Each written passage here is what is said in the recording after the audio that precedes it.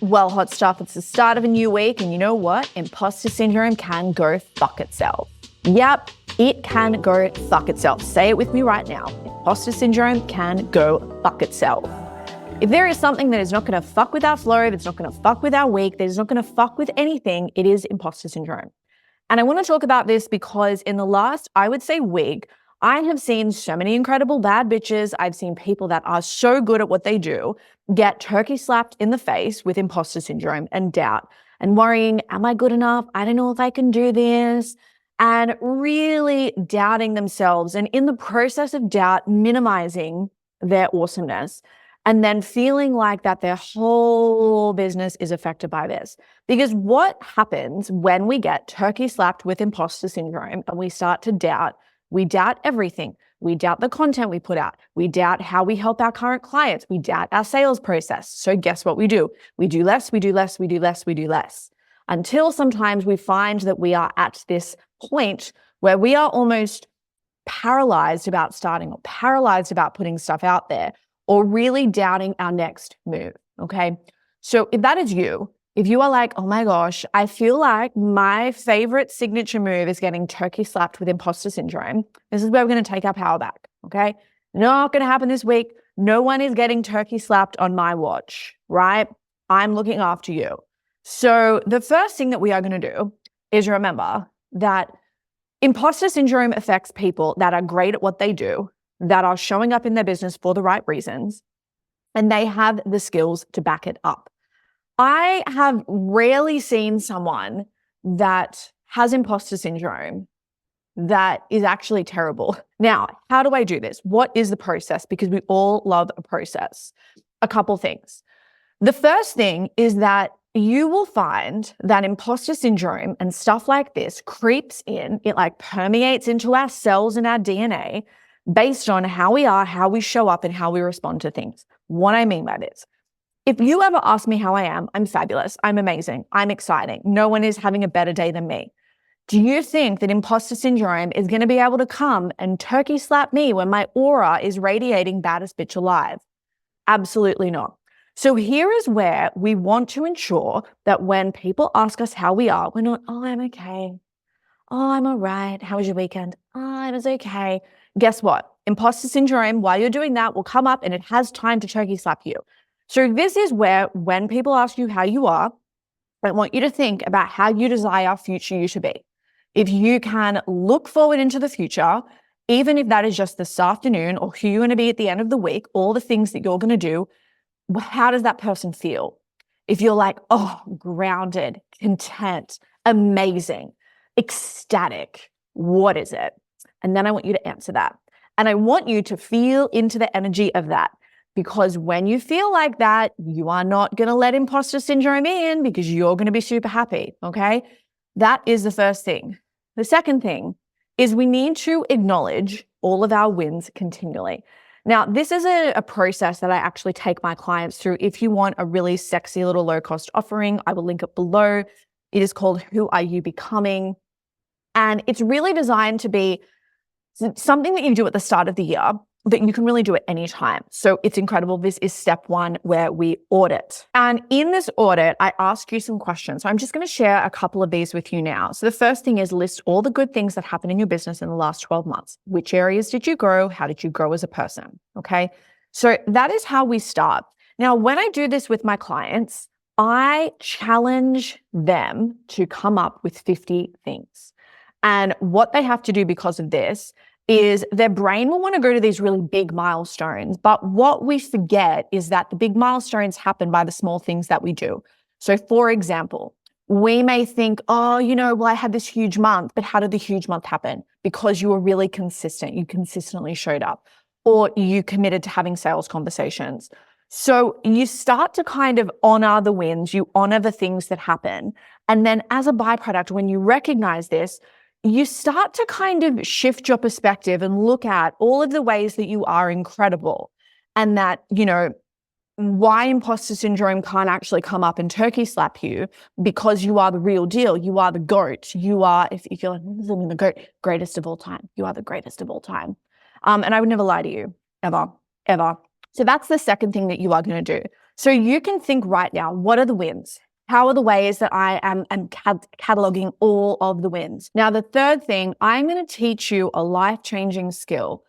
I learned this by the icon that is Brooke Castillo. Now, if you have not listened to Brooke's podcast, it is incredible. Brooke is my number one business expander.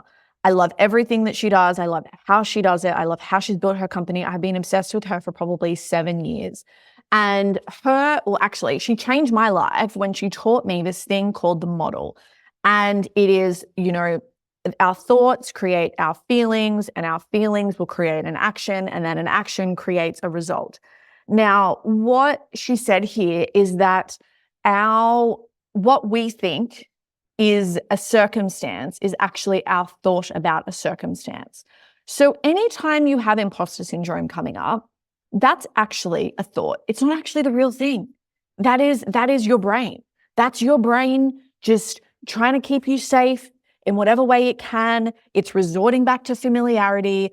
And this is why we may end up, finding that we actually have problems escaping imposter syndrome, because if we don't have a process to get out of it, we will continually come back here.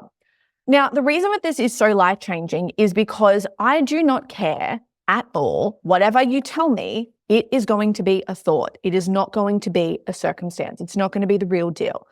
Because whatever imposter syndrome shit is coming up, like, oh, I'm not this great, or, oh, what if people come and work at my company and, I let them down, or it's not as good as they say they are, or what if I get a client and I can't help them, or what if people buy my product and they feel like they've wasted their money?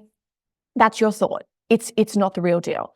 The real deal is a circumstance that everyone can look at and be like, yes, that is the real deal. And when we learn how to change this thought, we then change the flow on effect that happens.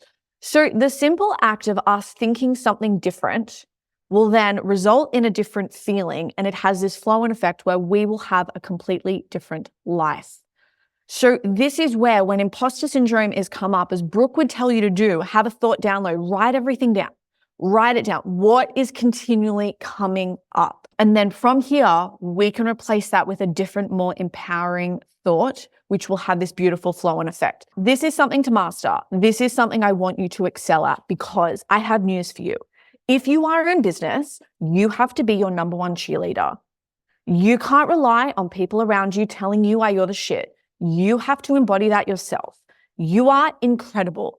I wake up every single day knowing that I am in the best position to have the best day, to create the best life, and to impact every single person that I'm meant to impact.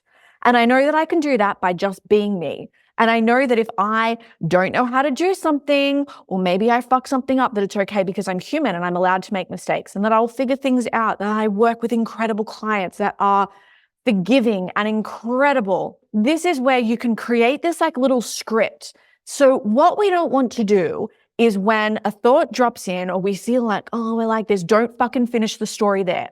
Do not finish the story. We catch the thought, we change the thought, and then when we change the thought, we keep going with the thought. So, at the start of the year, I was a bit quiet and stuff felt a little bit scary. And I was feeling like, and Brooke says, your brain is like an unsupervised toddler with a knife. Feels right. I felt myself saying, I'm really shit.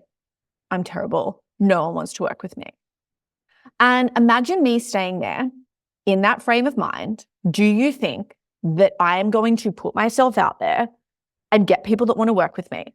Or do you then think that I am going to actually do something productive? Because it would be really easy for me to slip into imposter syndrome when I was quiet, being like, well, I must be shit. Oh my God, I'm terrible. I'm a phony. I'm awful, because no one wants to work with me. If I was so good, I would have all these clients. And you can see here how imposter syndrome can creep up because of these little unsuspecting thoughts, our little toddler with a knife thoughts.